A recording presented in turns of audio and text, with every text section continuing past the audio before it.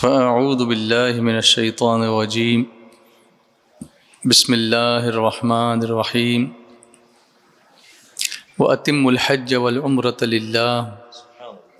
ثم قال الله تعالى: الحج أشهر معلومات فمن فرض فيهن الحج فلا رفث ولا فسوق ولا جدال في الحج وما تفعلوا من خير يعلمه الله وتزودوا فإن خير الزاد التقوى واتقون يا أولي الألباب. صدق الله العظيم وبلغنا رسوله النبي الأمين المختار الكريم ونحن على ذلك لمن الشاهدين والشاكرين والحمد لله رب العالمين. حاجی صاحبان، جس جذبے سے لبیک پڑھتے تھے نا، اسی جذبے سے اب آپ درود شریف جیسے میں پڑھاؤں ویسے پڑھیں. الصلاۃ والسلام علیک یا رسول اللہ. ماشاء اللہ، یہ ہوئی نا کچھ بات. الصلاۃ والسلام علیک یا حبیب اللہ. الصلاۃ والسلام علیک یا نبی اللہ وعلی آلک واصحابک یا نور اللہ. اللہم صل علی سیدنا و مولانا محمد عدد ما فی علم اللہ صلاة دائمة بدوام ملک اللہ. سب سے پہلے مبارکباد اور اللہ کی بارگاہ سے مقبول حج کی مبارکباد. حالانکہ کبھی کبھی آدمی ڈرتا بھی ہے اور ڈرنا بھی چاہیے کہ میرا حج قبول ہوا کہ نہیں ہوا، ہوا کہ نہیں ہوا. مگر یہ فرمایا گیا ہے کہ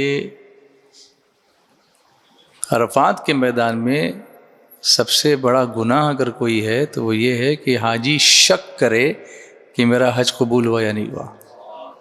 یہ اللہ کی رحمت ہے.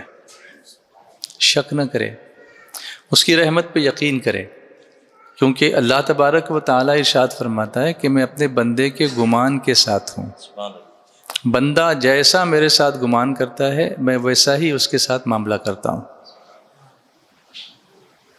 دو بھائی تھے، ایک بڑا نیک تھا، تفسیر نعیمی میں واقع موجود ہے. ایک بڑا گنہگار تھا. تو نیک بھائی اپنے گنہگار بھائی کو مسلسل نصیحت کرتا تھا کہ یہ چھوڑ دے سب، مگر وہ شامت تھی نا، کبھی کبھی انسان چھوڑنا بھی چاہتا ہے لیکن نفس کی شامت ایسی ہوتی ہے کہ نہیں چھوڑ پاتا.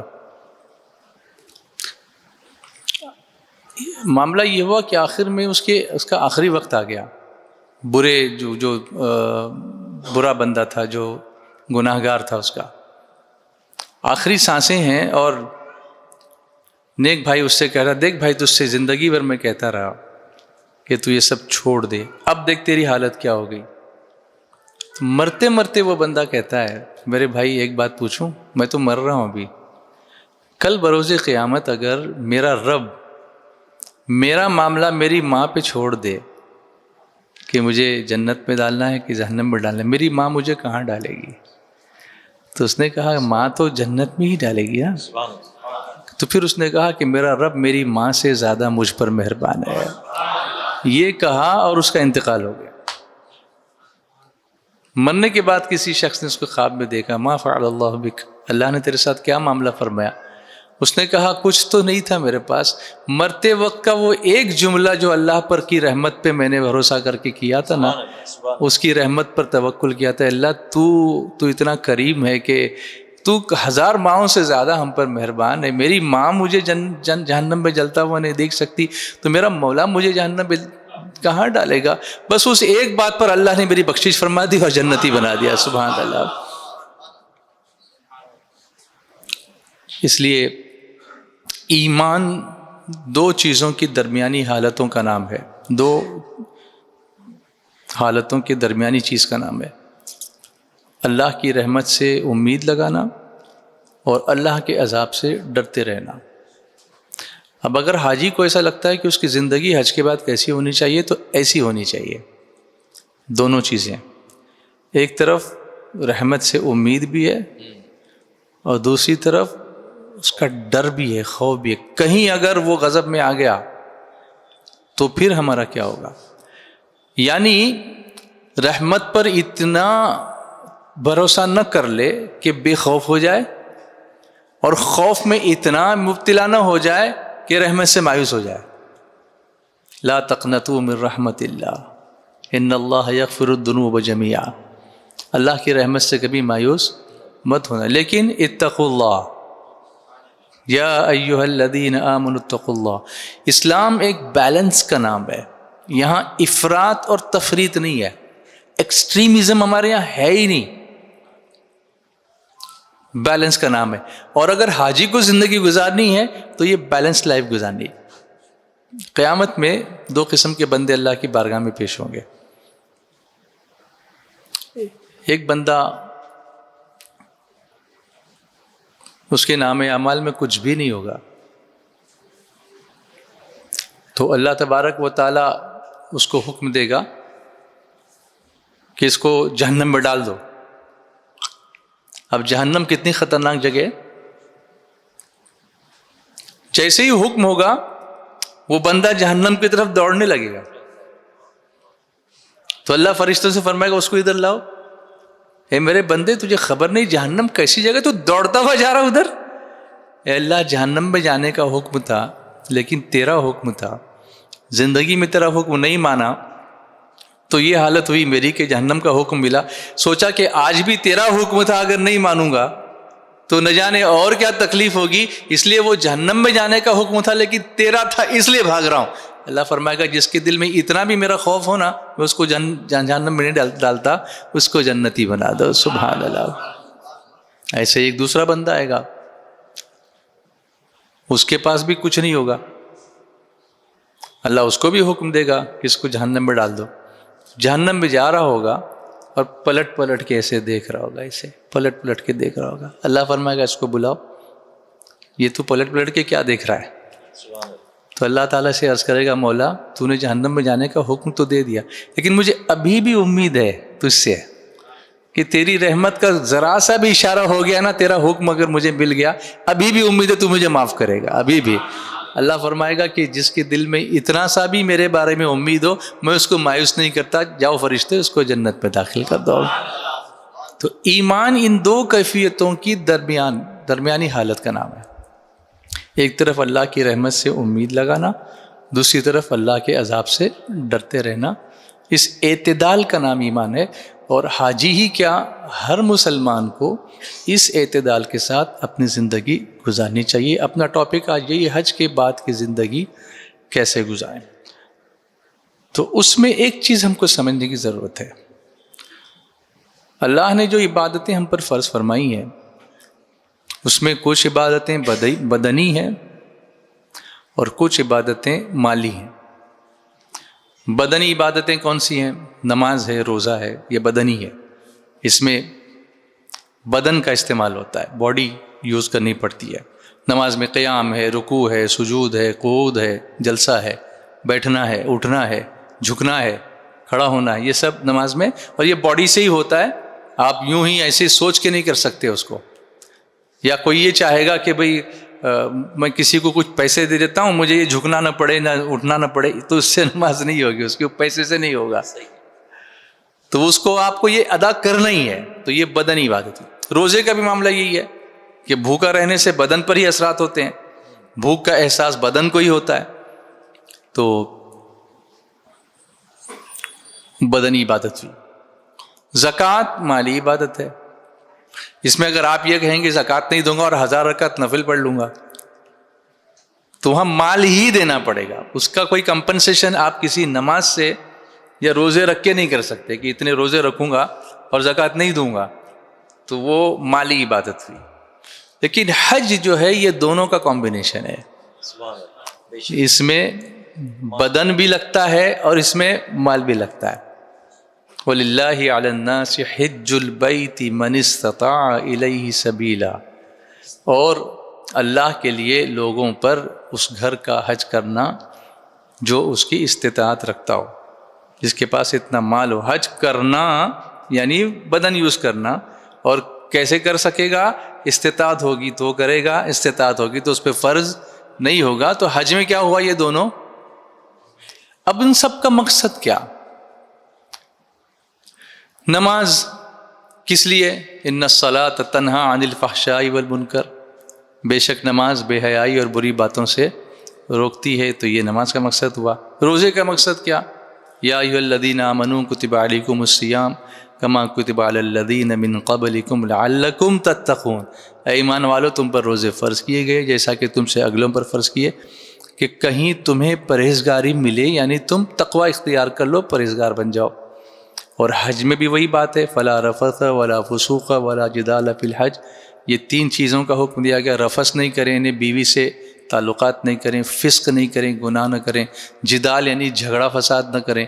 تو یہ صرف حج میں ہی ہے ایسا نہیں ہے، بلکہ حج کے بعد جائز تعلقات تو کرے لیکن بلا وجہ جھگڑا نہیں کرے، فسق نہ کرے، گناہ نہ کرے، یعنی پاک ہو گیا ہے ایک مرتبہ، تو اب اس کے بعد زندگی کو پاک ہی گزارنے کی کوشش کرے۔ اس کی ایک مثال میں آپ کو دیتا ہوں، یہ چھوٹے چھوٹے گناہوں سے بھی اس کے بعد کیوں بچنا چاہیے، میں اس کا ایک ایگزامپل آپ کو دیتا ہوں۔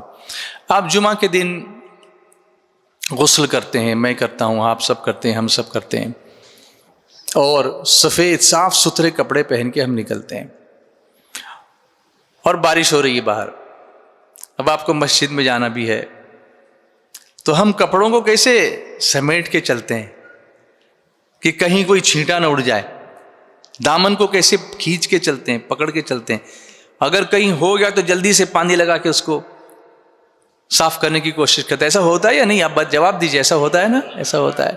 چلو جمعہ پڑھ کے باہر نکلے، اب اس کے بعد جب باہر نکلے تو ایک چھینٹا لگا، پھر کوئی گاڑی وہاں سے گئی، دوسرا پچاک سے اس نے اڑا دیا، تیسرا، اس کے بعد آدمی نا چھوڑ دیتا ہے کہ ارے ابھی یار اب تو گندا ہو ہی گیا، اب دیکھیں گے بعد میں، جب دھونا ہوگا تب دیکھیں گے۔ گناہ کا بھی معاملہ ایسا ہی ہوتا ہے کہ آدمی فوراً جب صاف کر لیتا ہے نا تو اس کو فکر رہتی کہ اس کو میں گندا نہیں ہونے دوں، لیکن ایک بار بار بار اس پہ چھینٹے پڑ گئے نا تو آدمی بے فکر ہو جاتا ہے کہ جب دیکھیں گے، جب دھونا ہوگا تب دیکھیں گے۔ تو فرمایا دل کا بھی معاملہ ایسا ہی ہوتا ہے۔ میرے آقا فرماتے ہیں کہ جب انسان ایک گناہ کرتا ہے تو اس کے دل پر ایک سیاہ دھبا بن جاتا ہے، کالا دھبا بن جاتا ہے، اور پھر جب توبہ نہیں کرتا، اس کو دھوتا نہیں ہے، تو وہ دھبا وہیں رہتا ہے۔ پھر دوسرا گناہ کیا، دوسرا دھبا، تیسرا کیا تو تیسرا دھبا، ایسا کرتے کرتے اگر توبہ نہیں کرتا تو دل پورا کالا سیاہ اور سخت ہو جاتا ہے، اس کے بعد اس پر پھر نصیحت اثر نہیں کرتی۔ ایک سٹیج ایسی آتی ہے کہ اس کے بعد کوئی نصیحت بھی اس پر اثر نہیں کرتی۔ وہ کس لیے آتی ہے؟ گناہوں کی سختی کی وجہ سے آتی ہے کہ آدمی کے اوپر اس کے دل پر کوئی نصیحت اثر نہیں کرتی۔ تو عرض یہ کر رہا تھا کہ حج اور دوسری عبادتوں میں ایک فرق یہ ہے کہ حج دونوں طریقے کی عبادت ہے۔ کون کون سی؟ جواب دیجئے۔ بدنی اور مالی۔ اب مالی میں کیا ہوتا ہے، کیا استعمال ہوتا ہے؟ پیسہ استعمال ہوتا ہے۔ اب پیسے کی کچھ انٹرسٹنگ کیفیت میں آپ کے سامنے رکھتا ہوں۔ پیسے کے مختلف نام ہیں۔ پیسے کے کیا کیا نام ہیں؟ آپ کا انٹریکشن چاہیے مجھے۔ روپیہ ہے، ڈالر ہے، اور ریال ہے، درہم ہے، دینار ہے، اور چائنا میں کیا ین ہے، ہاں پاؤنڈ ہے، یورو ہے، الگ الگ۔ لیکن میں کچھ اور انٹرسٹنگ نام آپ کو پیسے کے بتانا چاہتا ہوں۔ پیسہ اسکول میں دیا جائے تو فیس، شاپنگ کے لیے اڑایا جائے تو قیمت، بینک میں رکھوایا جائے تو ڈپازٹ، ہے تو پیسہ ہی۔ موبائل میں ڈالا تو بینک بیلنس، ہے تو پیسہ ہی۔ کسی جگہ کو آپ نے خرید لیا اور شروع میں جو بیانہ دیتے ہیں نا کچھ شروع میں، تو اس کو کہتے ہیں بیانہ۔ عید کے دن، عید سے پہلے جو دیتے ہیں غریبوں کو وہ فطرہ، لیکن گھر کے بچوں کو دیتے ہیں تو عیدی، ہے تو پیسہ ہی۔ ہے عید ہی، لیکن عید کے دن غریب کو دیتے ہیں تو فطرہ، اور بچوں کو دیتے ہیں تو عید ہی ہے، تو پیسہ ہی۔ پیسے کے کتنے الگ الگ نام ہیں، کبھی اس پہ غور کیا آپ نے؟ فقیر کو دیا جائے تو بھیک، امیر کو دیا جائے، بادشاہ کو دیا جائے تو ہدیہ، ہے تو پیسہ ہی۔ فقیر کو دیں گے تو کیا ہوگا؟ بھیک ہو جائے گا۔ بادشاہ کو دیں گے، امیر کو دیں گے تو ہدیہ، دوست کو دیں گے تو تحفہ، حکومت کو دیں گے ٹیکس، ہے تو پیسہ ہی۔ عدالت میں بھریں گے تو جرمانہ، پینلٹی، نوکری کے بدلے میں ملے گی تو سیلری، تنخواہ، ہے کیا وہ؟ پیسہ۔ ریٹائرمنٹ کے بعد ملے تو پینشن، بینک سے ملے تو لون یا قرضہ، ویٹر کو دیں گے تو ٹپ، کسی غلط کام کے لیے دیں گے یا لیں گے تو رشوت، کسی نے کڈنیپ کر لیا آپ دیں گے تو فروتی، تاوان جس کو کہتے، بدماش کو دیں گے تو بھتہ، کہیں ابھی فٹ پاتھ پہ گاڑی چلانی ہو، مطلب دکان چلانی ہو تو پھر دینا پڑتا نا بھتہ، تو اس کو کہتے ہیں بھتہ۔ شوہر بیوی کو دے تو نان و نفقہ، یہ اس کی ذمہ داری ہے شوہر کی کہ بیوی کے لیے کیا پرووائڈ کرے؟ نان و نفقہ۔ اور نکاح کے وقت دے تو مہر، اور موت کے بعد تقسیم ہو تو وراثت یا ترکہ۔ وراثت ایک ہی چیز ہے لیکن اس کے ڈیفرنٹ نام ہیں، الگ الگ۔ اب اس پر میں کوشچن آپ کے سامنے پیش کرتا ہوں، اور آج اس کا جواب میں آپ سے نہیں مانگتا، آپ سوچتے رہیے حج میں جو پیسہ خرچ ہوا وہ اس کو نام کیا دیں گے آپ؟ اس پہ غور کیجئے، بعد میں کبھی آرام سے جواب دیجیے گا مجھ کو۔ یہ سوچنے میں بھی آپ کا وقت لگے گا نا، تو وہ نیک کام میں ہی لگے گا انشاءاللہ، کہ ہم نے جو حج میں پیسہ خرچ کیا وہ کیا تھا اور وہ کیوں تھا۔ قرآن پاک کی ایک آیت سے میں اس کا ریفرنس آپ چاہیں تو لاسٹ میں دے دوں بعد میں، لیکن غور کیجئے اس پر، اچھی چیز میں غور کرنا بھی عبادت ہے۔ ایک مرتبہ درود شریف پڑھ لیجئے، صلی اللہ علی النبی الامی وآلہ صلی اللہ علیہ وسلم، صلاۃ و سلام علیک یا سیدی یا رسول اللہ۔ ہر عبادت کی کیفیات، ہر عبادت کی صورتیں، ہر عبادت کی ادائیگی ایک دوسرے سے مختلف ہے، اور ایک عبادت سے دوسری عبادت کی کمی پوری نہیں کی جا سکتی۔ جیسا کہ میں نے آپ کو پہلے بھی سمجھایا کہ نماز باقی ہے تو روزے رکھ کے پوری نہیں ہوگی وہ نماز، اس کی قضا نماز سے ہی کرنی پڑے گی۔ اسی طرح سے ہر عبادت کے انوار و برکات بھی الگ الگ ہیں، جیسا کہ میں نے آپ کو قرآن پاک کی آیتوں سے سمجھایا۔ اسی طرح سے حج کے جو انوار و برکات ہیں وہ دوسری عبادتوں سے مختلف ہیں، اور باقی ساری عبادتیں کہیں بھی دنیا میں کی جا سکتی ہیں، لیکن حج ایک ایسی عبادت ہے جو مکہ پہنچے بغیر نہیں ہو سکتی۔ یہ ایک اس کی خصوصیت ہے، اور اللہ کا شکر ادا کیجئے، بولیے الحمدللہ رب العالمین۔ اور یہ کیوں کہہ رہا ہوں؟ اللہ کا وعدہ ہے لئن شکرتم لازیدنکم، اگر تم شکر کرو گے تو ہم تم کو اور زیادہ دیں گے۔ تو اگر ابھی شکر کرتے، جتنا شکر کرو گے جلدی حاضری واپس ہو جائے گی انشاءاللہ۔ ہم سب کی یہ تمنا ہے نا کہ دوبارہ اس کیفیت کو ابھی یاد کیجئے جب آپ کی نظر پہلی مرتبہ خانہ کعبہ پر پڑی تھی۔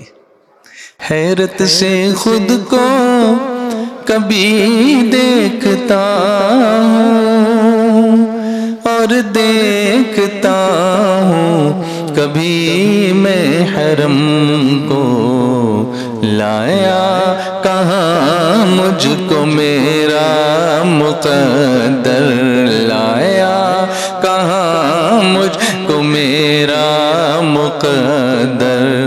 اللہ اکبر، اللہ اکبر، بولو اللہ اکبر، اللہ اکبر کعبے کی رونق کعبے کا منظر کعبے کی رونق کا منظر اللہ اکبر اللہ اکبر بولو اللہ اکبر اللہ اکبر دیکھوں تو دیکھے جاؤں برابر دیکھوں تو دیکھے جاؤں برابر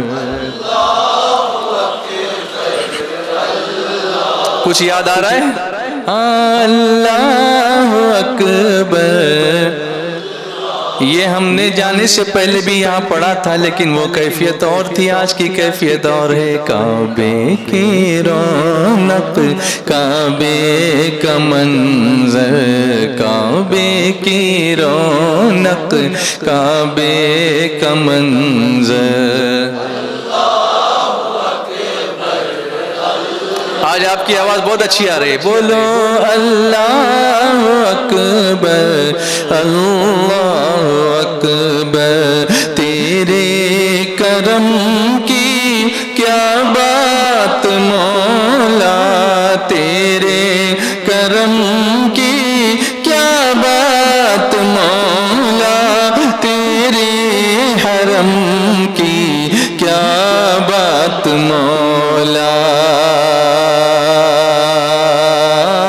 تیرے کرم کی کیا بات مولا تیرے حرم کی کیا بات مولا تا عمر کر دے آنا مقدر تا عمر کر دے آنا مقدر اللہ اکبر اللہ اکبر اللہ اکبر حمد خدا سے تر ہے زبان حمد خدا سے تر ہے زبان کانوں میں رس گھولتی ہے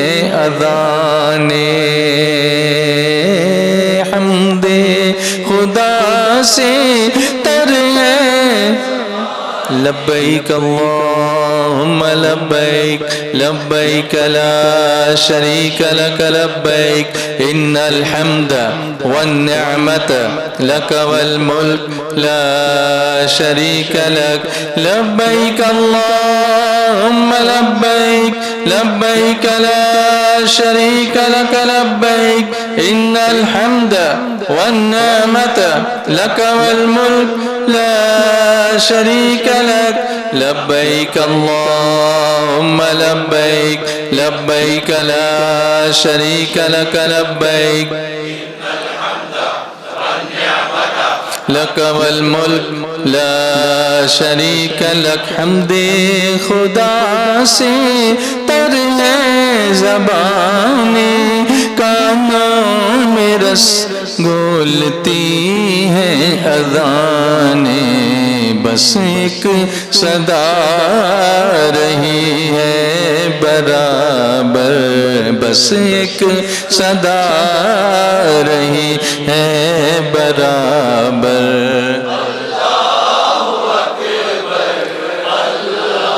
بولو نا اللہ اکبر اللہ اکبر کعبے کی رونق کعبے کا منظر کعبے کی رونق کعبے کا منظر وہاں پہنچنے کے بعد ہر حاجی ہر مسلمان یہ محسوس کرتا ہے میں وہ نہیں ہوں جو اپنے وطن میں تھا میں یہاں کچھ اور ہو گیا ہوں اس لیے کہ میں اللہ کا مہمان بن گیا ہوں میں ضیوف الرحمان میں سے بن گیا ہوں میں کعبے کا طواف کرنے والے خوش نصیبوں میں سے بن گیا ہوں تو بہرحال سمجھانا یہ تھا کہ حج ایک عظیم عبادت ہے. اب یہاں دو چیزیں عرض کرتا ہوں. حج کے بعد کیا کرنا ہے اس کے لیے ہم کو ڈسکس کرنا ہے. حج کا ادا ہونا ایک الگ چیز ہے اور حج کا قبول ہونا ایک الگ چیز ہے. میرے شروع میں آپ کو سمجھا امید تو ہے اللہ سے کہ اللہ نے ہمارا حج قبول کر لیا، لیکن خوف نہیں چھوڑنا ہے، کیونکہ دونوں کے بیچ کی کیفیت رکھنی ہے نا، ورنہ پھر بیٹھ جائیں گے اس پر تکیہ کر کے کہ نہیں اپنا تو ابھی اپنے تو سب ہو ہی گیا. نہیں، ڈر بھی رہنا چاہیے. یہ حج کے بعد یہ ہونا چاہیے کہ امید بھی رہے لیکن خوف بھی رہے، دونوں چیزیں ہونی چاہیے. اب اس کو قبول ہوا یا نہیں ہوا، حدیث شریف میں بھی اس کے تعلق سے باتیں آئی ہیں. اس میں سے ایک بات میں آپ کو بتاؤں. ہم جب رمی کرتے ہیں کیسے کرتے تھے؟ بولیے بسم اللہ اللہ اکبر. بولیے، آواز نکالیے نا. بسم اللہ اللہ اکبر. پھر سے بولیے بسم اللہ اللہ اکبر. وہ لمحہ کیسا تھا، کتنے فون آتے تھے، کتنے میسج آتے تھے، میں زوال سے پہلے کر لیا، کوئی بولا میں بعد میں کر لیا، میری ہوئی کہ نہیں ہوئی، میری ایک کنکری باہر گر گئی، ابھی کیا کروں، کہاں سے دوسری اٹھاؤں، میرے پاس دوسری کنکری نہیں ہے، میں ادھر سے کتنے سارے کوشچنز خالد بھائی آتے تھے اور ہم لوگ جواب دے رہے تھے یہاں سے کہ آپ ایسا کریں، آپ ایسا کریں، آپ ایسا کریں. لیکن حاجی صاحبان آپ کو سلام، ہم نے جیسا گائیڈ کیا آپ نے ویسا کیا. کسی نے یہ نہیں کہا کہ ابھی میں کر لیا، ابھی میں نہیں کروں گا، میں دوبارہ نہیں جاؤں گا، یہ کسی نے نہیں کہا، بلکہ الحمدللہ سب نے الحمدللہ. اور سب باضابطہ جو علماء اہل سنت کے بتائے ہوئے طریقے صحیح اس پر عمل کرنے کے لیے بار بار پوچھتے تھے کہ اپنے علماء نے کیا فرمایا. دنیا بھر لوگ کیا کر رہے ہیں وہ ہم نے نہیں دیکھا، کیونکہ دنیا بھر میں لوگ بہت کچھ کرتے رہتے ہیں. ہم کو ان کو فالو نہیں کرنا، ہم کو اللہ اس کے رسول کے صحیح ارشادات پر عمل کرنا ہے. اور اللہ اس پر ہمیشہ قائم رکھے. حج کے بعد کی زندگی میں یہ بھی امپورٹنٹ ہے، کیونکہ کچھ لوگ حج کے بعد وہاں سے آنے کے بعد بدل جاتے ہیں. ہم کو بدلنا نہیں ہے، اپنے عقیدوں پر قائم رہنا، یہ بہت امپورٹنٹ ہے. حج کے بعد کی زندگی میں سب سے اہم اگر کوئی ہم کو کام کرنا ہے تو اپنے عقیدوں کو سیف گارڈ کرنا ہے. کیونکہ کتنے لوگوں کو دیکھا آپ نے، کوئی ایسا کرتا ہے، کوئی ویسا کرتا ہے، کوئی ایسا کرتا ہے، لیکن الحمدللہ ایسا جامع محبت رسول اعلیٰ حضرت نے ہم کو پلایا ہے. سبحان اللہ، کہ اے عشق تیرے صدقے جلنے سے چھٹے سستے، جو آگ بجھا دے گی وہ آگ لگائی ہے. سبحان اللہ. تو ہم اپنے عقیدے سے ہٹنے والے نہیں ہیں، بلکہ میں نے شروع میں آپ سے کہا تھا کہ حج ہمارے عقیدوں کو اور مضبوط کرتا ہے. یاد رہا آپ کو؟ بولو، حج ہمارے عقیدوں کو اور مضبوط کرتا ہے. تو ہم رمی کر رہے تھے، تو اگر 13 تاریخ تک کی رمی کو کاؤنٹ کیا جائے ٹوٹل کنکریوں کو تو 70 کنکریاں ہوتی ہیں. اور اگر 20 لاکھ بھی حاجیوں کو مانا جائے تو کروڑوں میں اس کی تعداد پہنچ جاتی ہے کنکریوں کی. تو اس کا ایک بڑا پہاڑ بننا چاہیے وہاں، لیکن اتنا نظر نہیں آتا. وہ کنکریاں، کچھ کنکریاں گری ہوئی لیکن نظر آتی ہیں، آپ نے بھی دیکھی ہوگی. حدیث شریف میں ہے کہ جو کنکریاں قبول ہوتی ہیں وہ اٹھا لی جاتی ہیں، فرشتے آ کے اس کو اٹھاتے ہیں، اور جو کنکریاں قبول نہیں ہوتی وہ زمین پہ گر جاتی ہیں. اس لیے اگر کسی کے پاس کنکری کی شارٹیج ہو تو گری ہوئی کنکری اٹھا کر نہیں مارنی چاہیے، بلکہ اس کے بدلے میں دوسری کنکری مارے. لیکن اس سے یہ پتہ چلا کہ کچھ ایسے بھی ہیں جن کا حج قبول نہیں ہوا ہے. اللہ سے امید ہے کہ ہمارا حج ان لوگوں میں ہے جن کا حج قبول ہوا ہے. دوسری علامت یہ ہے حج قبول ہونے کی کہ حج سے آنے کے بعد اعمال میں بہتری پیدا ہو جائے. پہلے نماز کا پابند نہیں تھا تو اب پابند ہو، پہلے جماعت کا پابند نہیں تھا تو اب جماعت کا پابند ہو جائے، پرہیزگاری میں کچھ کم تھا تو اب پرہیزگاری اور بڑھ جائے، ذکر و اذکار کچھ کم کرتا تھا اب ذکر و اذکار کی کثرت کرے. خاص طور سے ایک ذکر میں آپ کو بتاؤں جو سب سے آسان ہے اور سب سے مؤثر ہے، سب سے ایفیکٹو ہے، وہ درود شریف ہے. میرے آقا صلی اللہ علیہ وسلم کا ایک ارشاد بتاتا ہوں. میرے آقا علیہ الصلوۃ والسلام فرماتے ہیں کہ جو شخص مجھ پر روزانہ 500 مرتبہ درود بھیجے گا وہ کبھی کسی کا محتاج نہیں ہوگا.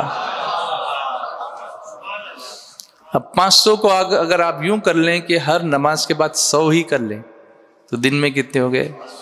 اللہ محتاج نہیں ہونے دے گا کسی کا. تو حج کے بعد, اچھا حج کے بعد کبھی کوئی محتاج ہوتا بھی نہیں ہے, یہ بھی میرے آقا کا فرمان ہے. فرمایا حج کرو غنی ہو جاؤ گے. آپ مجھے کوئی ایک آدمی بتا دو حج کرنے کے بعد فقیر ہوا ہو, نہیں, حج کرنے کے بعد اللہ اور اس کو نوازتا ہے. کیونکہ وہ, اب میں یہ کہہ رہا تھا پیسہ جو گیا تو وہ کہاں گیا, اس کو کیا نام دیں گے آپ؟ بے شک اللہ کی راہ میں, بے شک. بہت اچھا آپ نے جواب دیا, صحیح آپ نے جواب دیا کہ وہ کہاں گیا, اللہ کی راہ میں. جب اللہ کی راہ میں جائے گا تو پھر اس کے بعد اس میں کمی نہیں آئے گی, اس میں ہمیشہ کیا ہوگی, وہ بڑھتا ہی جائے گا, بڑھتا ہی جائے گا. جیسے روزے کے بارے میں میرے آقا فرماتے ہیں روزہ رکھو صحت مند ہو جاؤ گے. روزہ رکھنے سے کوئی بیمار نہیں ہوتا. ابھی آپ کہیں گے پھر تو اجازت ہے نا وہ جو بیمار ہے اس کو روزہ بعد میں رکھنے کی, تو وہ جو بیمار آلریڈی ہے اس کے لیے وہ اجازت ہے. فمن کان منکم مریضا او علی سفر فعدۃ من ایام اخر, جو فرمایا کہ تم میں جو مریض ہو یا سفر میں ہو تو اتنے روزے اور دنوں میں رکھے.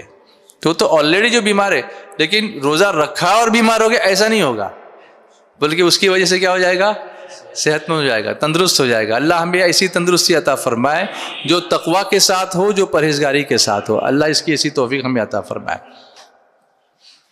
تیسری علامت یہ ہوگی کہ اس در کی محبت دل میں ایسی بس جائے گی کہ بار بار وہاں جانے کا دل کرے گا. ایسا لگ رہا ہے آپ کو, ایسا لگ رہا ہے؟ پھر ایسے دل میں تمنا آتی ہے الہی ہم کو دکھلا دے مدینہ کیسی بستی ہے جہاں پر رات دن مولا تیری رحمت برستی ہے. اب حاجی کو خاص طور سے میں نے آپ سے کہا تھا جانے سے پہلے کہ آپ کا سامان جو ساتھ میں آپ لے کے جاتے ہیں اس کی ایک لگیج کی ایک لمٹ ہوتی ہے. یاد ہے آپ کو میرے کو جملہ کہا تھا آپ سے, سب سے زیادہ آپ لے جا سکتے ہیں وہ, اور اس کی کوئی لمٹ آپ کو لگیج کی نہیں ہوگی. وہ کون سی چیز ہوگی؟ صبر ہوگی. آپ نے وہاں محسوس کیا کہ کتنا صبر کرنا پڑتا ہے. حاجی صاحبان نے ماشاءاللہ مسائل پوچھے, سب کچھ کیا, بہت کم ایسے تھے جنہوں نے شکایت کی. خالد بھائی ایسی کوئی شکایت آئی ہم کو تکلیف ہو رہی ہے, یہ ہو رہا ہے, تکلیف برداشت کی. یہ کیوں ہوا؟ صبر کی وجہ سے. تو سب سے عظیم دولت جو حاجی کو ملی وہ کون سی تھی؟ صبر کی تھی. قدم قدم پہ صبر کرنا پڑتا ہے, قدم قدم پہ. وہاں آپ بے صبرے ہو کے چل ہی نہیں سکتے ہیں. آپ کوئی دھکا مار کے چلا گیا کوئی بات نہیں, انا للہ و انا الیہ راجعون. کوئی چپل لے کے چلا گیا چلی جاتی ہے. حرم میں کتنی چپلیں گئی آپ کی, تو چلی جاتی ہوگی. اب کیا کرے اس پر, کیا کرے گا انسان؟ صبر کرے گا. ابھی عرفات میں پہنچنے میں آپ کو گاڑی ملنے میں کتنا ٹائم لگا؟ بسیں آ رہی تھیں؟ نہیں, بے بس ہو گئے تھے. لیکن پھر یہی پڑھتے ہوں گے نا, کیوں کہوں بے کس ہوں میں, کیوں کہوں بے بس ہوں میں, تم ہو میں تم پر فدا, تم پہ کروڑوں درود. وہاں سے نکلتے وقت عرفات سے مزدلفہ جانے میں کیا ہوا تھا؟ وہاں بھی آپ نے کیا کیا؟ صبر کیا. کچھ لوگوں کی تو مغرب اور عشاء کا بھی مسئلہ ہو گیا تھا کہ وہ مزدلفہ پہنچ ہی نہیں پائے, حالانکہ ڈسٹنس بہت زیادہ نہیں ہے.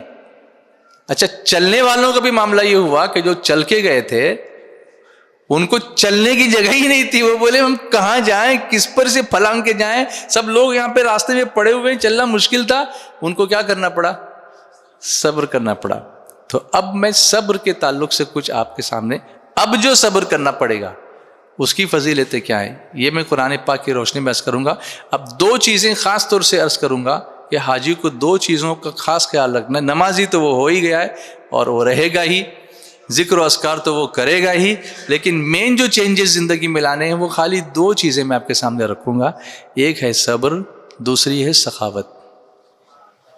سخاوت. حج میں پیسہ خرچ ہوا نا, اب اس کے بعد کیا کرنا ہے پیسے کا, کیونکہ وہ پیسہ جو حج میں خرچ ہوا اس کا نام ہم کو جاننا ہے, وہ کون سا پیسہ ہے. کیونکہ الگ الگ پیسے کے روپ ہم نے دیکھے, الگ الگ پیسے کے نام ہم نے دیکھے. تو صبر اور سخاوت دو چیزیں یاد رکھو. کیا ہے؟ ایک مرتبہ درود شریف پڑھ لیجئے. صلی اللہ علی النبی الامی وآلہ صلی اللہ علیہ وسلم صلاۃ و سلام علیک یا رسول اللہ یا ربی بالمصطفیٰ بلغ مقاصدنا واغفر لنا ما مضى یا واسع الکرم مولاي صلی وسلم دائما ابدا علی حبیبک خیر الخلق کلہم۔ قرآن پاک میں اللہ تبارک و تعالی فرماتا ہے وَلَنَبْلُوَنَّكُمْ بِشَيْءٍ مِّنَ الْخَوْفِ وَالْجُوعِ وَنَقْصٍ مِّنَ الْأَمْوَالِ وَالْأَنفُسِ وَالثَّمَرَاتِ وَبَشِّرِ الصَّابِرِينَ، اور ہم ضرور تمہیں آزمائیں گے۔ آزمائش ہماری ہوگی، کچھ ڈر سے، کچھ بھوک سے، کچھ مالوں کی کمی سے، کچھ جانوں کی کمی سے، کچھ پھلوں کی کمی سے، اور خوشخبری سنا دو صبر کرنے والوں کو۔ وبشر الصابرین، کتنی طریقے کی آزمائشیں ہوں گی وہ بھی قرآن نے بتا دیا ہے، الگ الگ ٹائپ کی آزمائشیں ہوں گی۔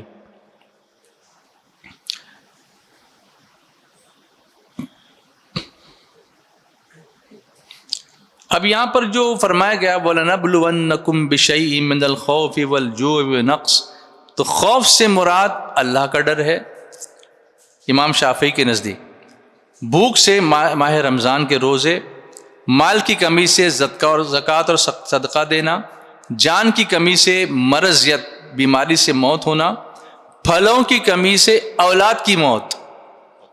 پھل مطلب اولاد کی موت مراد ہے، کیونکہ اولاد دل کا پھل ہوتی ہے۔ کبھی اس پہ غور کیا؟ اولاد، جواب دیجئے، دل کا پھل ہوتا ہے، حدیث شریف میں ہے اولاد دل کا پھل ہوتی ہے۔ سرکار دو عالم صلی اللہ علیہ وسلم نے ارشاد فرمایا جب کسی بندے کا بچہ مرتا ہے تو اللہ تعالیٰ فرشتوں سے فرماتا ہے تم نے میرے بندے کے بچے کی روح قبض کر لی؟ فرشتوں سے اللہ پوچھ رہا ہے، فرشتے عرض کرتے ہیں کہ ہاں، کیونکہ تیرا ہی حکم تھا کہ اس کی روح قبض کریں۔ تو اللہ تعالیٰ فرماتا ہے تم نے اس کے دل کا پھل لے لیا۔ اس سے پتہ چلا کہ اولاد کیا ہوتی ہے؟ دل کا پھل ہوتی ہے۔ تم نے اس کے دل کا پھل لے لیا۔ تو وہ عرض کرتے ہیں ہاں یا رب، تیرا حکم تھا تو ہم نے لے لیا۔ پھر میرے بندے نے کیا کہا؟ تو فرشتے عرض کرتے ہیں اس نے تیری حمد کی، کہا الحمدللہ رب العالمین۔ کیا کہا؟ اور پھر یہ کہا انا للہ و انا الیہ راجعون۔ اللہ فرماتا ہے اس نے میری حمد کی، اس نے میری حمد کی، اس پر بھی اس نے میری حمد کی۔ جاؤ جنت میں اس کے لیے ایک بڑا مکان بناؤ، محل بنا دو، اور اس کا نام رکھو بیت الحمد، شکر کا گھر۔ سبحان اللہ، محبت سے بولیے اور ایک بار۔ اب آپ سوچئے دل کا پھل لے لیا تو جنت میں مکان مل گیا، اور اس کا نام رکھا بیت الحمد، شکر کا گھر۔ تو حاجی صاحبان، اب جو زندگی گزرنے والی ہے نا، اس میں سب سے جو پرومیننٹ ہمارا فیچر ہونا چاہیے وہ صبر۔ جیسے اگلے زمانے میں حاجی اگر حج کر کے آتا نا تو اس کی ایک الگ ہی عزت ہوتی تھی گاؤں میں، وہ عزت ہمیں لینی ہے اللہ سے، لیکن اس کے لیے کچھ اعمال بھی ہمیں ٹھیک کرنے پڑیں گے، ایسے کہ نماز تو فرض ہے، وہ تو سبھی کریں گے، اس کا اثر ہم پہ کیا آیا؟ حج تو سب نے کیا، اس کا ایفیکٹ ہم پر کیا آیا؟ وہ ایویڈنٹ ہونا چاہیے، نظر آنا چاہیے کہ حج کر کے آیا، اب یہ آدمی جو فیصلہ کرے گا وہ حق ہوگا، یہ آدمی اگر ڈیل کرے گا کسی سے تو کہیں اس میں خیانت نہیں کرے گا، کسی کی امانت میں گھپلا نہیں کرے گا، تجارت میں کسی کو دھوکہ نہیں دے گا، قسم کسی کے ساتھ جھوٹی نہیں کھائے گا، کسی کے ساتھ بات کرے گا تو جھوٹ نہیں بولے گا، کسی کی عزت نہیں اتارے گا، بلکہ اگر کسی کا عیب بھی دیکھے گا تو اس پہ پردہ ڈالنے کی کوشش کرے گا۔ حاجی کے یہ اعمال اگر لوگوں کی نظر میں آ گئے تو حاجی کی عزت بڑھ جائے گی۔ اب آزمائشیں اور جو ہے نا یہ تکلیفیں، یہ قدم قدم پر مومنوں کے لیے تو آتی ہیں۔ انبیاء کو بھی ستایا گیا، حضور صلی اللہ علیہ وسلم خود فرماتے ہیں کہ سب نبیوں کو ستایا گیا اور اس میں سب سے زیادہ مجھے ستایا گیا، جبکہ خود حضور اللہ کے حبیب ہیں، اللہ کے محبوب ہیں صلی اللہ علیہ وسلم۔ لیکن ان سب تکلیفوں میں حضرت ابو ہریرہ رضی اللہ تعالیٰ عنہ سے روایت ہے کہ رسول کریم صلی اللہ علیہ وسلم نے ارشاد فرمایا، اللہ تعالیٰ جس کے ساتھ بھلائی کا ارادہ فرماتا ہے سو اسے تکلیف میں مبتلا کرتا ہے۔ اس میں بھی کیا ہے؟ بھلائی ہے۔ جیسے آدمی حج کے وقت کچھ حاجیوں کو بہت یہ اگر حج کمیٹی نے یہ کیا اور ٹور والے نے وہ کیا، اصل میں آپ کی آزمائش تھی، وہ آپ کو تکلیف میں ڈالا گیا تھا۔ حج تو تکلیفوں کا ہی نام ہے۔ آپ کو لگتا ہے کہ کمفرٹ میں آپ حج کرو گے؟ ابھی تو بہت کمفرٹ ہے۔ اس زمانے میں کیا تھا جب حضور نے حج کیا ہوگا، جب صحابہ نے حج کیا ہوگا؟ اتنے کمفرٹس تو نہیں تھے نا، اے سی تو نہیں تھا نا ٹینٹ کے اندر، ان کے اونٹ تھے نا ان کے پاس، وہ بھی کسی کے پاس تھے اور کسی کے پاس نہیں تھے۔ آپ تو چوز کر کے پیدل حج کر رہے ہو، ان کے پاس چوائس ہی نہیں تھا، وہ تو ایسے ہی چل پڑتے تھے۔ تو حج تو تکلیفوں کا ہی نام ہے۔ حضرت ابو سعید خدری رضی اللہ تعالیٰ عنہ، حضرت ابو ہریرہ رضی اللہ تعالیٰ عنہ سے مروی ہے کہ رسول اللہ صلی اللہ تعالیٰ علیہ وسلم نے ارشاد فرمایا، مسلمان کو جو تکلیف پہنچے، اس کو کوئی رنج پہنچے، اس کو کوئی ملال پہنچے، اس کو کوئی اذیت پہنچے، اس کو کوئی غم پہنچے، یہاں تک کہ اس کے پیر میں کانٹا ہی چبھ جائے، تو اللہ ان سب کے سبب اس کے گناہوں کو مٹا دیتا ہے۔ کانٹا بھی چبھ گیا تو کیا ہوگا؟ گناہ معاف ہوں گے۔ اس وقت بھی کہنا چاہیے الحمدللہ۔ کیا کہنا چاہیے؟ یہ چینج لاؤ گے زندگی میں انشاءاللہ، بالکل حاجی بن کے رہنا انشاءاللہ۔ بھی حج کے بعد کی زندگی یوں گزرے گی۔ اللہ ہمیں سب، مجھے بھی آپ سب کو توفیق عطا فرمائے۔ یہاں تک کہ حضرت ابو ہریرہ رضی اللہ تعالیٰ عنہ سے روایت کہ رسول اللہ صلی اللہ علیہ وآلہ وسلم نے ارشاد فرمایا، مسلمان مرد و عورت کے جان، مال اور اولاد میں ہمیشہ مصیبت رہتی ہے۔ اس جملے پہ غور کیجئے، کچھ نہ کچھ تکلیف رہتی ہے۔ آپ سوچتے نہیں، کبھی کبھی آدمی کہتا ہے ارے ابھی تو اس مصیبت سے نکلا تھا، ابھی یہ پھر آ گئی، تو وہ کیوں رہتی ہے؟ حضور علیہ الصلوۃ والسلام نے اس کی وجہ بیان فرمائی کہ مسلمان مرد اور عورت کے مال، اس کی جان اور اس کی اولاد میں ہمیشہ مصیبت رہتی ہے، یہاں تک کہ وہ اللہ تعالیٰ سے اس حال میں ملتا ہے کہ اس کے بدن پر کوئی گناہ نہیں ہوتا، اس کی وجہ سے ہمارے کیا ہوتے ہیں؟ گناہ معاف ہو جاتے ہیں۔ اس پازیٹیو سائڈ کو دیکھنا چاہیے اور اللہ کا شکر کرنا چاہیے، بولو الحمدللہ۔ تو وہاں پر بھی جو تکلیفیں ہوئی تھی اس پر بھی کیا کہو؟ کمپلینٹ نہیں کرنی۔ اس کا یہ مطلب نہیں کہ آرگنائزرز اپنی آرگنائزیشن میں بہتری نہ لائیں، ایسا میرا کہنے کا مقصد نہیں ہے، یا ٹور والے کچھ بھی کرتے رہیں یا حج کمیٹی والے صحیح طریقے سے خدمت دیں کہ نہ دیں، میں وہ نہیں کہتا، لیکن ہمارا جو کام ہے، ہمارا فرض یہ ہے کہ ہم کو کہنا یا اللہ تیرا شکر ہے، سب سے بڑا تو تیرا شکر ہے، تو نے مجھے وہاں پہنچا تو دیا اور مجھے اپنے حاجیوں میں شمار تو کر لیا، اس سے اور زیادہ میں تجھ سے کیا مانگوں؟ تو نے کرم فرما دیا اور لبیک پڑھنے والوں میں میرا شمار کر لیا۔ حضرت جابر رضی اللہ تعالیٰ عنہ سے روایت ہے کہ حضور اکرم صلی اللہ علیہ وسلم نے ارشاد فرمایا، قیامت کے دن جب مصیبت زدہ لوگوں کو ثواب دیا جائے گا تو آرام اور سکون والے تمنا کریں گے کہ کاش دنیا میں ان کی کھالیں کینچیوں سے کاٹ دی گئی ہوتی تو کتنا اچھا ہوتا۔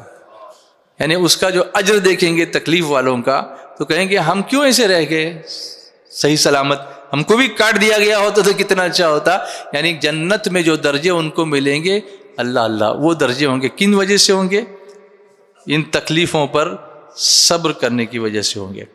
الذین اذا اصابتهم مصیبۃ قالوا انا للہ وانا الیہ راجعون۔ یہ ایک جملہ، ایک آیت ہے، پڑھیے، انا للہ وَإِنَّا إِلَيْهِ راجعون۔ یعنی صبر کرنے والے لوگ وہ ہیں جن پر کوئی مصیبت آتی ہے تو کہتے ہیں ہم اللہ ہی کے مملوک ہیں اور اسی کے بندے ہیں، ہمارے ساتھ وہ جو چاہے کرے، ہم ہے اس کے، وہ جو چاہے کرے، ہماری اپنی کوئی چوائس نہیں ہے اور آخرت میں ہمیں اسی کی طرف لوٹ کر جانا ہے۔ حدیث شریف میں اس کے بڑے فوائد ہیں۔ ام المومنین حضرت ام سلمہ رضی اللہ تعالی عنہ فرماتی ہیں کہ میں نے رسول کریم صلی اللہ علیہ وآلہ وسلم کو یہ فرماتے ہوئے سنا کہ جس مسلمان پر کوئی مصیبت آئے اور وہ اللہ کے حکم کے مطابق انا للہ و انا الیہ راجعون پڑھے۔ مصیبت سے مراد صرف موت ہی نہیں ہے، موت ہی نہیں، کوئی مر گیا تو انا للہ و انا الیہ راجعون پڑھتے۔ جیسے ابھی کسی نے کہا کہ ارے فلاں صاحب تو بڑے بیمار ہیں، تو کسی کی عادت کے مطابق خالد بھائی کے منہ سے نکل گیا انا للہ و انا الیہ راجعون، تو کہنے والا کہتا ہے ارے مرے نہیں ہیں یہ ہوتا ہے، ابھی مرے رہی ہے، تو ان کے کہنے سے مرنے والے بھی نہیں ہیں، یہ بھی یاد رکھیے کہ انہوں نے وہ مصیبت تھی نا، بیمار ہونا بھی ایک کیا ہے، مصیبت ہے، اس پر بھی اگر کہہ دیا نا تو ایسا نہیں کہ کہنے سے مر جائیں گے، بلکہ اس کی وجہ سے وہ آسان بھی ہو جائے گا انشاءاللہ۔ جیسے کبھی کبھی کسی کی ایسا لگتا ہے کہ آخری گھڑیاں ہیں، تو اس وقت حکم ہے کہ یاسین پڑھی جائے، سورہ یاسین پڑھی جائے، تو کچھ لوگ اس لیے ڈرتے ہیں کہ ابھی یاسین پڑھیں گے تو وہ سمجھے گا کہ میں مر کا وہ بستر پہ پڑا ہے، وہی کہے گا میں کیا مر رہا ہوں اسے ہوگا۔ تم یہ مر نہیں رہے ہو لیکن جی تو رہے ہو، جینے کی تمنا سے کیا قرآن نہیں پڑھا جا سکتا ہے کہ سورہ یاسین میں شفا نہیں، قرآن میں شفا نہیں ہے؟ وَنُنَزِّلُ مِنَ الْقُرْآنِ مَا هُوَ شِفَاءٌ وَرَحْمَةٌ لِلْمُؤْمِنِينَ، اللہ تعالیٰ نے فرمایا۔ تو قرآن میں خالی مرتے وقت کی آسانی نہیں، زندگی کی آسانیاں بھی ہیں، تو اس نیت سے پڑھو کہ اللہ شفا عطا فرما دے، لیکن پڑھو تو صحیح، اور اگر پڑھتے پڑھتے مر گئے تو اس کا بھی ثواب مل جائے گا انشاءاللہ، نظر میں بھی آسانی ہو جائے گی۔ ہماری نیتیں بہت گڑبڑ ہو جاتی ہیں حاجی صاحبان، نیتوں کو گڑبڑ نہیں کرنا ہے۔ تو اگر کوئی اس کے مطابق پڑھے، کیا پڑھے؟ انا للہ و انا الیہ راجعون، اور اس کے بعد ایک دعا میں آپ کو پڑھاتا ہوں، اس کو پڑھنا ہے، کوئی بھی مصیبت آئے نا تو اس پر یہ دعا پڑھنا ہے۔ پہلے میں پڑھ کے سناتا ہوں، پھر آپ کو میں یاد بھی کرانے کی کوشش کرتا ہوں۔ اللہم اجرنی فی مصیبتی واخلف لی خیرا منہا، یعنی اے اللہ میری اس مصیبت پر مجھے اجر عطا فرما، بدلہ دے دے، اور مجھے اس کا بہتر بدل عطا فرما۔ یہ جو تکلیف آ رہی نا تو اس سے بہتر چیز مجھ کو عطا فرما دے۔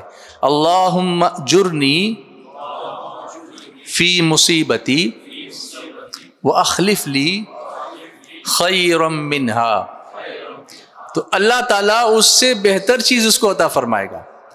حضرت ام سلمہ فرماتی ہیں، یہ پہلے حضرت ابو سلمہ کی بیوی تھیں، حضرت ام سلمہ، ہاں، یہ فرماتی ہیں جب حضرت ابو سلمہ فوت ہو گئے، ان کا انتقال ہو گیا، تو میں نے سوچا کہ مسلمانوں میں حضرت ابو سلمہ سے بہتر کون ہوگا، وہ تو پہلے گھر والے ہیں، انہوں نے حضور صلی اللہ علیہ وسلم کی ہجرت کی طرف ہجرت کی ہے۔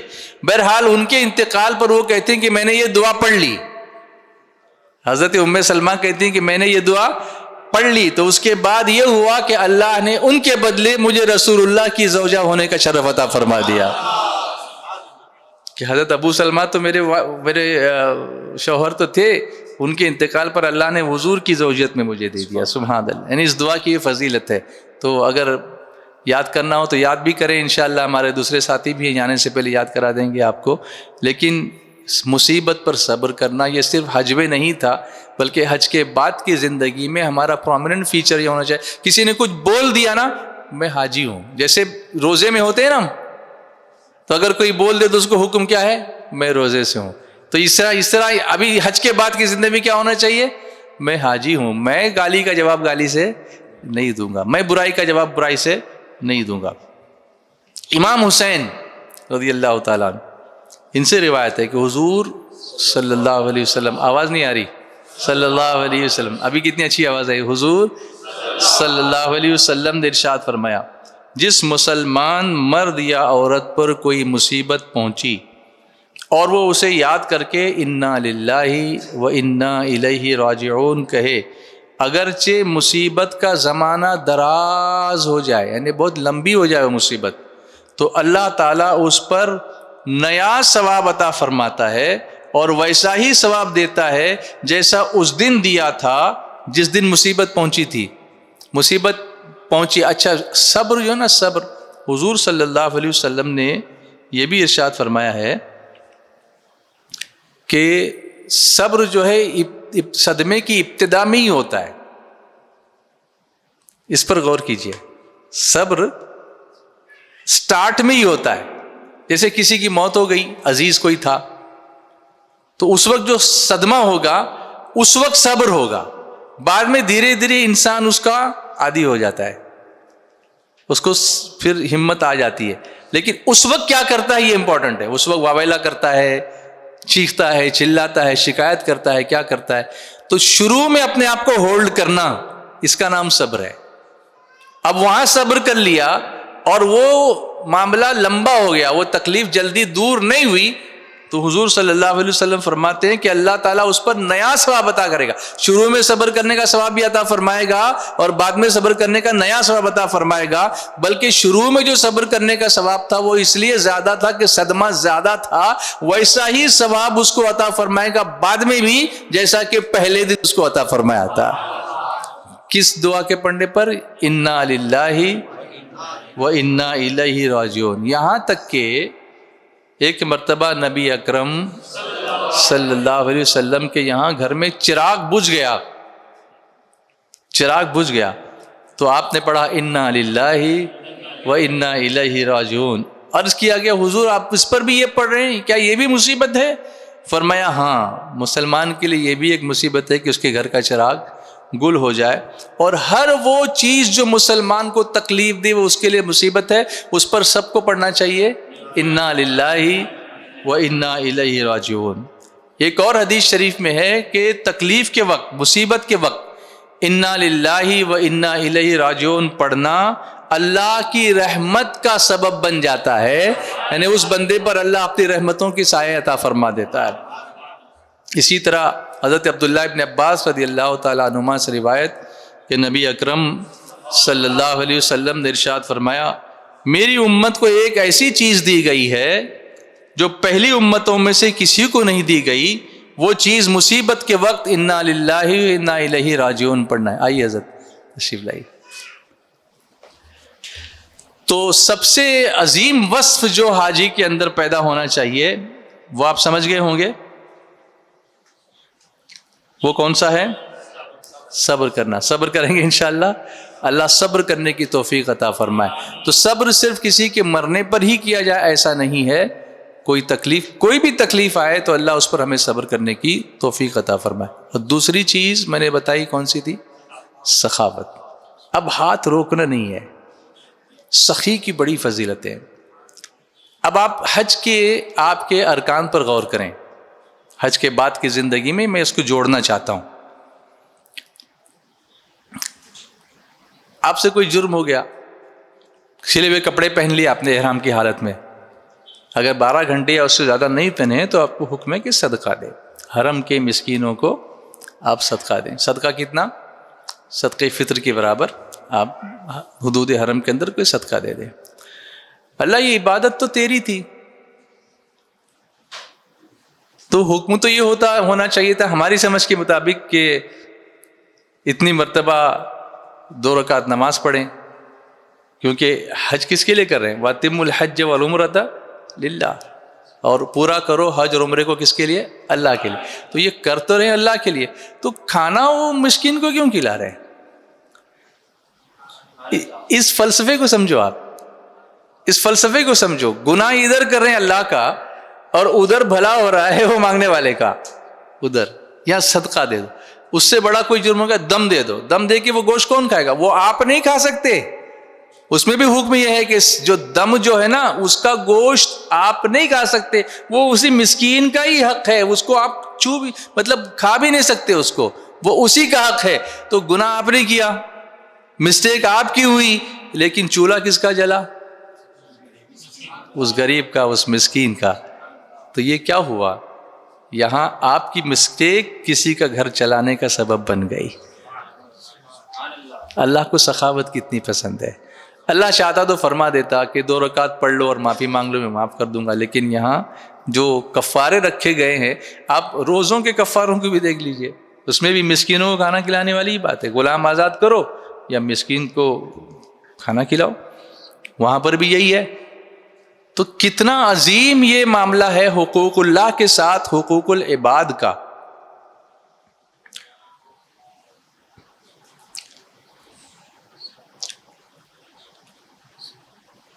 نبی کریم صلی اللہ علیہ وسلم نے ارشاد فرمایا، اب سخاوت کی بات میں آپ کو بتاؤں، اب ہم ہاتھ ڈھیلا کیوں رکھنا چاہیے حج کے بعد؟ ورنہ یہ کہیں گے ابھی تو حج کر کے آیا ہوں بھائی، ابھی نہیں کچھ دے سکتا. ایسا مت کیجیے. کیوں کرنا چاہیے ایسا؟ تو حضور صلی اللہ علیہ وسلم نے فرمایا 2 خلق ایسے ہیں، خلق یعنی سمجھو عادتیں، 2 خلق، 2 کیریکٹرز ایسے ہیں جن کو اللہ تعالیٰ دوست رکھتا ہے. Those are the friends of اللہ.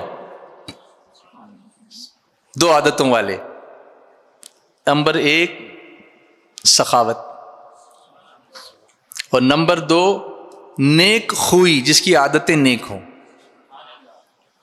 ایسے لوگوں کو اللہ دوست رکھتا ہے. اور 2 خلق ایسے ہیں جن کو اللہ ناپسند کرتا ہے. ایک بخل یعنی بخیل یعنی کنجوس، اور دوسری بدخوئی جس کی عادتیں خراب ہوں، جس کا بیہیویئر اچھا نہیں ہو، زبان اچھی نہیں ہو. کچھ لوگ بولتے ہیں میں بولتا ایسا ہوں، زبان کا خراب ہوں لیکن دل کا اچھا ہوں. لوگ بولتے ہیں ایسا، میری زبان خراب ہے لیکن دل کا اچھا ہوں. وہ جھوٹ بولتا ہے، کیونکہ زبان پہ وہی آتا ہے جو دل میں ہوتا ہے. بغیر سوچے تو بولے گا ہی لینا. ایسے کیسے بول دے گا؟ دل میں تھا تو بولا، دل میں تھا نہیں تو بولے گا کیسے؟ تو زبان کو بھی کنٹرول کرنا ایک بہت بڑی نیکی ہے. حضور علیہ الصلوۃ والسلام نے ارشاد فرمایا، آپ ذرا غور سے سنیے.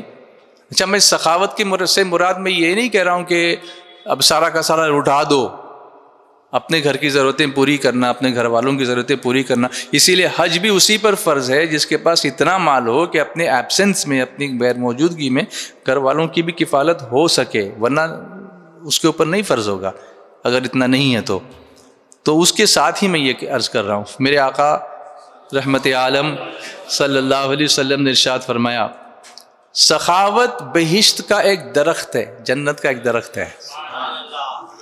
سخاوت جنت کا ایک درخت ہے جس کی شاخیں دنیا میں لٹک رہی ہیں. جو مرد سخی ہے وہ ان ڈالیوں میں سے ایک ڈالی کو پکڑ لے گا اور اس کے ذریعے سے جنت میں پہنچ جائے گا. سخاوت یہ اتنا بڑا وصف ہے. ادھر سخاوت کی، ادھر وہ ڈالی ہاتھ میں آ گئی. وہ ڈالی ہاتھ میں آ گئی تو کہاں پہنچا دے گی؟ جنت میں پہنچا دے گی. اور بخل یعنی کنجوسی دوزخ کا ایک درخت ہے جس کی شاخیں دنیا میں لٹک رہی ہیں. اور جو مرد بخیل ہوگا وہ اس کی ایک شاخ پکڑے گا اور اس کو دوزخ میں پہنچا دے گی. اس لیے اللہ ہمیں بخیل ہونے سے بچائے. یہاں تک کہ فرمایا، ام المومنین عائشہ صدیقہ سے روایت، رسول کریم صلی اللہ علیہ وسلم نے فرمایا کہ اپنے مریضوں کا، بیماروں کا علاج صدقے سے کیا کرو، چاہے وہ ایک کھجور ہی کیوں نہ ہو. ایک کھجور ہی کیوں نہ ہو، جس کی جو حیثیت ہو مگر دو. ایک بزرگ کے پاس ایک شخص آیا، ایک نوجوان آیا، اور میں بتا رہا ہوں یہ جدہ کی بات ہے. جدہ میں ایک شخص رہتا تھا اور نوجوان نوکری کرتا تھا لیکن بہت تنگ دست ہو گیا تھا. اس کی نوکری کے پیسے برابر نہیں ملتے تھے، پگار نہیں ملتا تھا. تو ایک بزرگ کے پاس وہ پہنچا، کہا حضرت میری بہت تکلیف ہے، آنے جانے میں بھی تکلیف ہے، گھر واپس بھی نہیں جا سکتا، سیلری ٹھیک سے نہیں مل رہی ہے، تو میں کیا کروں؟ تو انہوں نے کہا بیٹا صدقہ کر. تو اس نے کہا حضرت ویسے ہی نہیں مل رہا ہے کچھ، میں صدقہ کیسے کروں؟ کہا جتنا مل رہا ہے نا اس میں سے کچھ کر. اگر 1 ریال روز کر سکتا ہے تو 1 ریال روز کر، پھر دیکھنا کچھ دنوں میں تیری کنڈیشن کیا ہوتی ہے. اس نے عمل کیا، روزانہ 1 ریال صدقہ کرنا شروع کیا. 1 مہینے میں اس کی حالت بدل گئی. سبحان اللہ. صدقہ بلاؤں کو دور کرتا ہے اور اللہ کے غضب کی آگ کو ٹھنڈا کرتا ہے. حضور علیہ الصلوۃ والسلام نے فرمایا،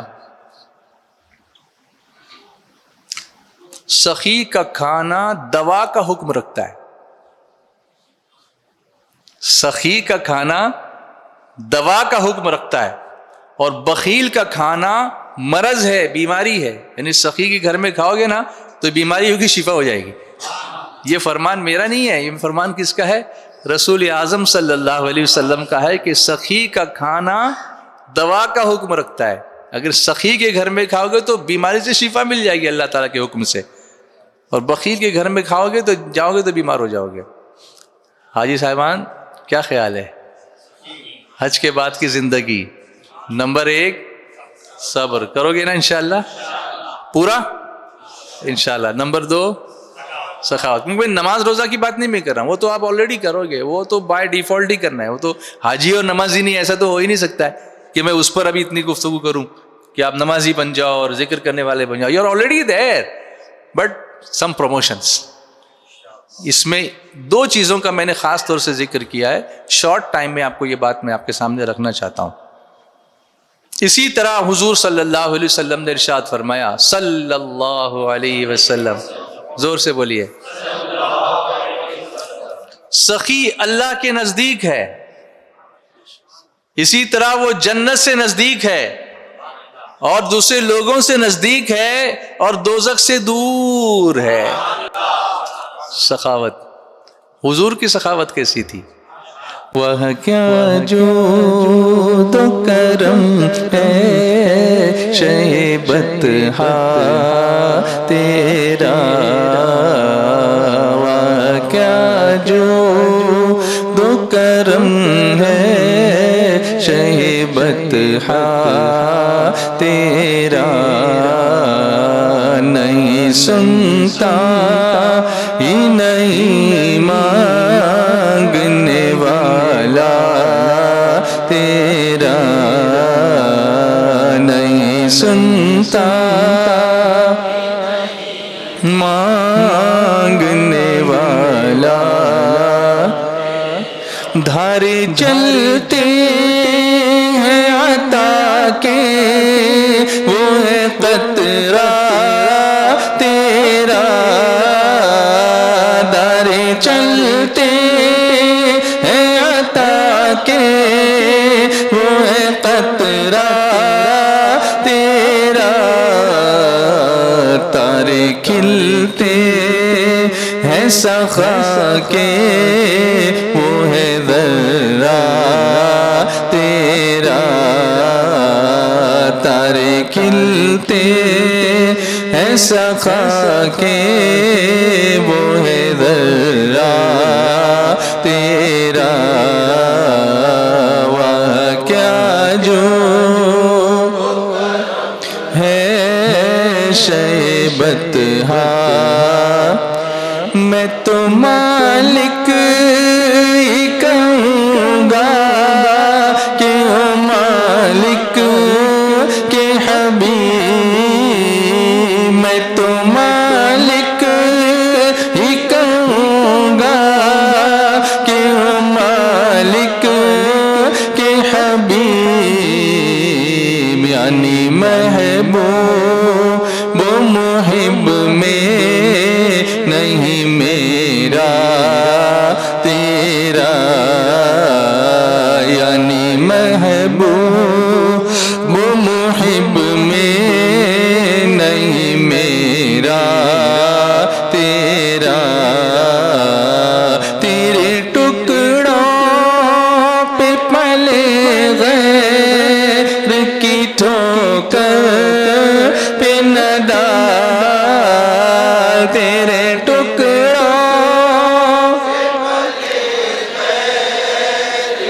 ٹھوکر پہ نہ ڈال, جھڑکیاں کا ایک چھوڑ کے صدقہ تیرا,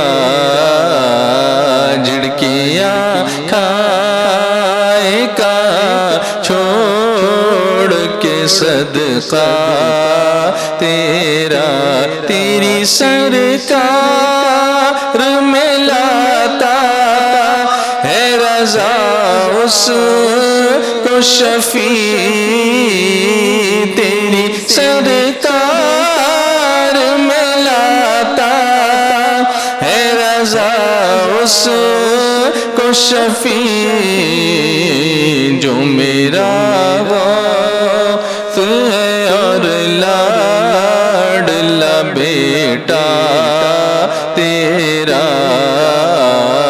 جو میرا غوث لاڈلا بیٹا تیرا.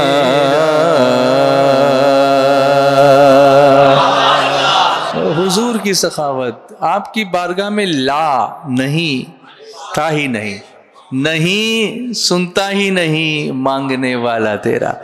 تو فرمایا سخی اللہ کے قریب ہے، اسی طرح جنت سے قریب ہے، اور لوگوں سے بھی وہ قریب ہے، اور دوزخ سے دور ہے.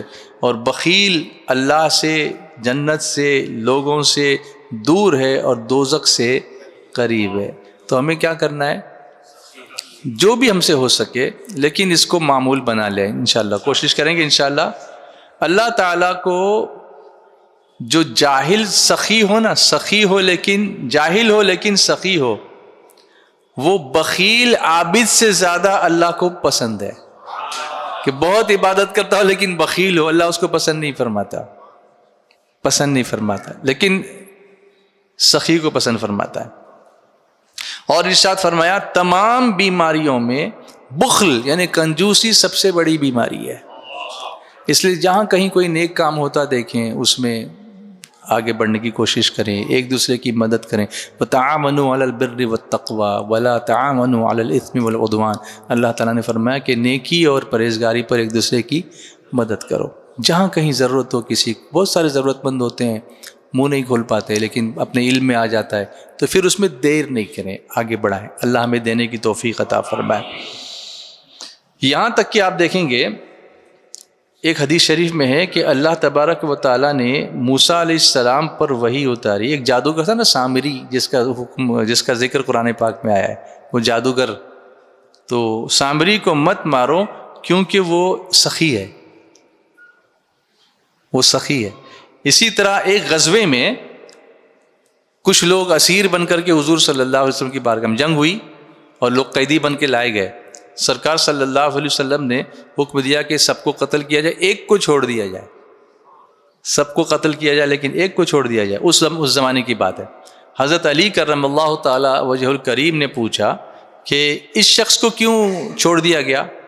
تو میرے آقا صلی اللہ علیہ وسلم نے ارشاد فرمایا کہ جبریل تشریف لائے اور فرمایا اس کو چھوڑ دو کیونکہ یہ سخی ہے. سبحان اللہ، محبت سے بولیے، اس کو چھوڑ دو کیونکہ یہ سخی ہے. حضرت موسیٰ علیہ السلام نے ایک مرتبہ اللہ کی بارگاہ میں عرض کی کہ اللہ، نبی آخر زمان کے جو درجے ہیں، جو مدارج ہیں، وہ مجھے بتا دے. ارشاد ہوا کہ تم ان درجوں کو نہیں پا سکتے مگر اس میں سے ایک درجہ میں تم کو دکھلا سکتا ہوں. تو اللہ تعالیٰ نے جب وہ درجہ موسیٰ علیہ السلام کو دکھایا تو اس کے نور اور اس کی عظمت کو دیکھ کر آپ مبہوت ہو گئے. بالکل یہ کیسا درجہ اللہ نے اپنے حبیب کو عطا فرمایا. ایک درجہ صرف دکھایا. جب کچھ ہوش حواس درست ہوئے تو عرض کیا کہ اللہ یہ درجہ ان کو کیوں کر ملا؟ اللہ تعالیٰ نے فرمایا ایثار کے بدلے میں، قربانی کے جذبے کے بدلے میں. اور فرمایا کہ اے موسیٰ، جو بندہ ساری عمر میں ایک بار ایثار کرے تو مجھے اس کا حساب لینے میں شرم آتی ہے. ایثار کرنا مطلب کیا کرنا؟ کسی کے لیے قربانی دینا، کسی کی مدد کرنا، کسی کی ضرورت کے وقت کام آنا، ایثار کا جذبہ پیدا کرنا، خود تکلیف اٹھا کے کسی کو راحت کا سامان پیدا کرنا. فرمایا اس کا حساب لینے میں حیا کرتا ہوں. اس کا ٹھکانہ جنت میں ہوگا، اور جہاں جنت میں چاہے وہ رہ سکتا ہے، اس کی منزل وہی ہوگی جہاں وہ چاہے گا. سبحان اللہ، سبحان اللہ. اب سخی کہیں گے کس کو؟ صرف دینے والے کو کہیں گے. اس کو سمجھ لیتے ہیں، پھر ہم کمپلیٹ کرتے ہیں اپنی بات کو.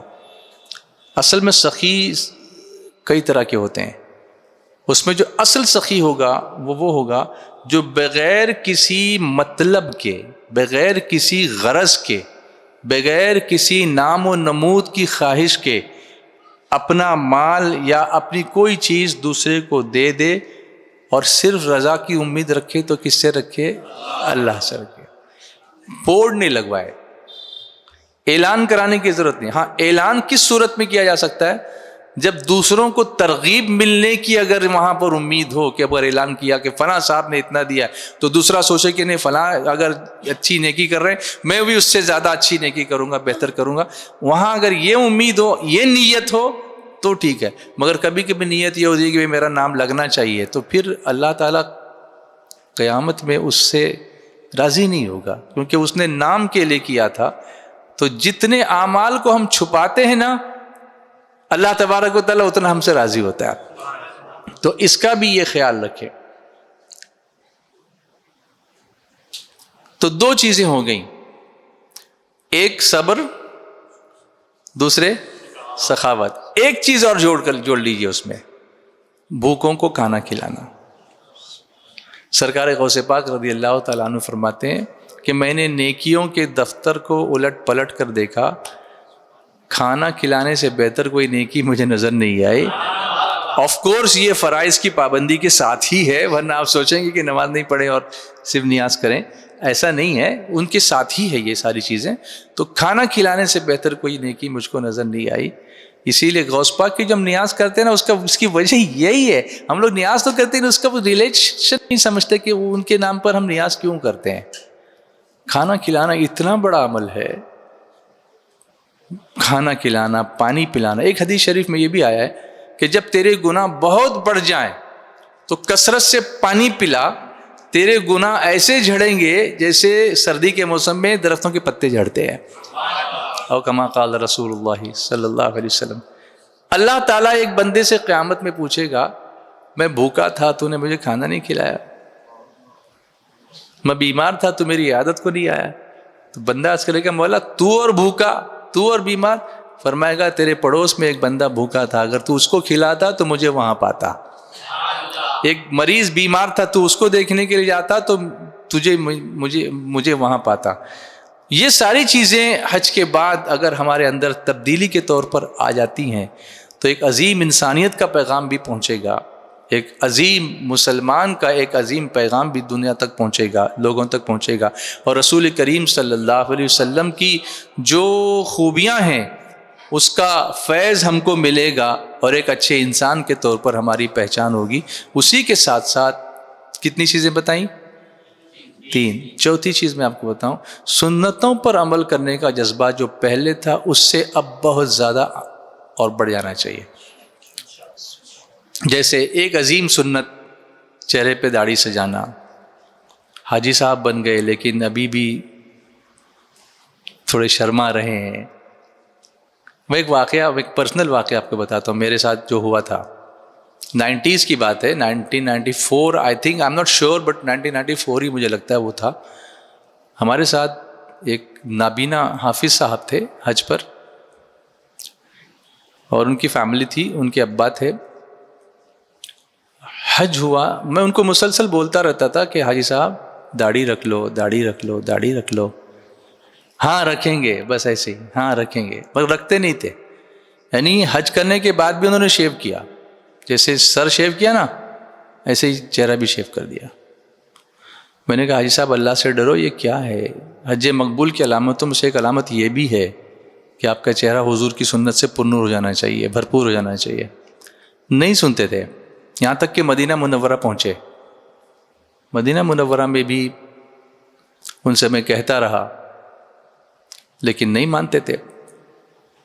یہاں تک کہ واپسی کے دن آ گئے، 2 دن باقی رہ گئے واپسی میں. تو ایک دن ہم حضور صلی اللہ علیہ وسلم کی بارگاہ میں سلامی دے کے باہر نکلے باب البقیع سے. میں نے پھر ان کا ہاتھ گنبد خضرا کے سامنے پکڑا. میں نے کہا حاجی صاحب اب تو رکھ لو، سرکار صلی اللہ علیہ وسلم کے سامنے جاتے ہو، حج کر کے آئے ہو، حضور کو یہاں منہ دکھا رہے ہو، پتہ نہیں حضور صلی اللہ علیہ وسلم راضی ہو رہے ہیں کہ نہیں ہو رہے ہیں، کیونکہ حضور کو یہ چہرہ پسند نہیں ہے.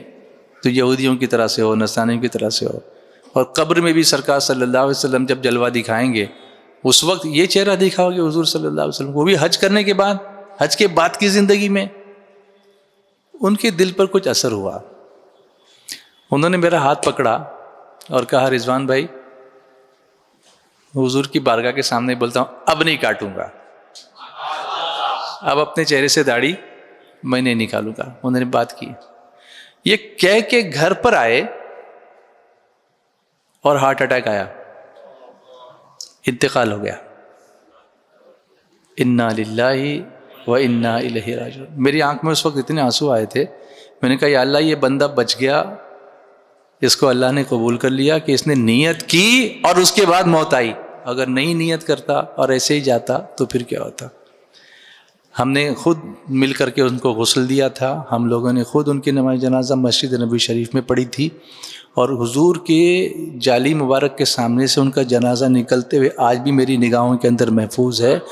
ہم نے ان کو دفن کیا، ان کی قبر شریف پر یاسین شریف پڑھی، دعائیں کی، وہ نظارہ آج بھی میرے دھیان میں ہے، اور ان کی نیت بھی آج بھی میرے دھیان میں ہے۔ تو ابھی تک جن حاجی صاحبان نے ابھی یہ سنت نہیں اپنائی ہے، میں ان سے گزارش کرتا ہوں کہ حج کے بعد کی زندگی میں ایسا نہیں ہونا چاہیے، ایسا نہیں ہونا چاہیے۔ رکھی بھی ہے تو حضور کی مرضی کی رکھے، حضور کی مرضی کی، اپنی مرضی کی نہیں۔ سنت وہی ہے جو حضور کی ادا ہو۔ میں نے رکھ لی، نہیں، میں نے کیا رکھی، میں نے حضور کی طرح رکھی، حضور نے جس طرح فرمایا اتنی رکھی۔ اگر ویسی نہیں تو پھر ابھی بدلے نہیں۔ حج مقبول کی علامتوں میں سے ایک علامت یہ بھی ہے۔ کیا میں امید کر سکتا ہوں کہ تمام حاجی صاحبان اس پر عمل کریں گے انشاءاللہ تعالی؟ تو آج ہم نے کچھ چیزیں سیکھی، اللہ ہمیں اس پر عمل کرنے کی توفیق عطا فرمائے۔ سنی دعوت اسلامی سے آپ اپنا تعلق جوڑے رکھیے۔ ہمارا اجتماع اسماعیل حبیب مسجد میں ہر سنیچر کو ہوتا ہے، آپ بھی آئیے، اپنے بچوں کو لے کر کے آئیے۔